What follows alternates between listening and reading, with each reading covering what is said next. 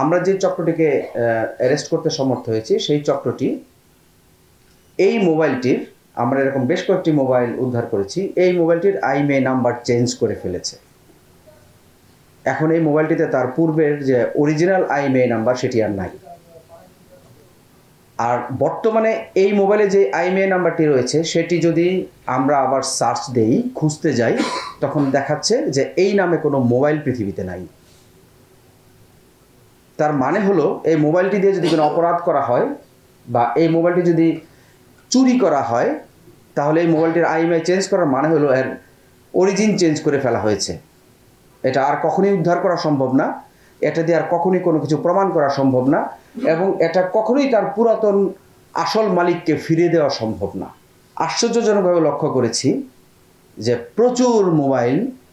প্রত্যেক দিন প্রচুর মোবাইলের আইএমইআই চেঞ্জ করা হচ্ছে, যার প্রেক্ষিতে গতকালকে সন্ধ্যায় আমরা একটা অপারেশন করি গুলিস্তান এলাকায়।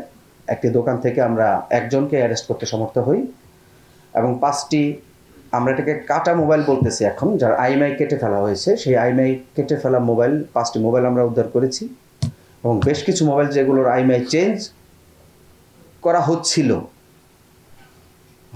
হওয়ার জন্য জমা হয়েছিল, সেই মোবাইলগুলো আমরা উদ্ধার করেছি।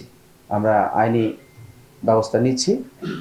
আপনাদের মাধ্যমে সমগ্র ঢাকাবাসীকে আমরা একটি অনুরোধ করতে চাই যে আমাদের এই টিম এখন এই চক্রগুলোকে ধরার জন্য ব্যাপক অভিযান পরিচালনা করবে।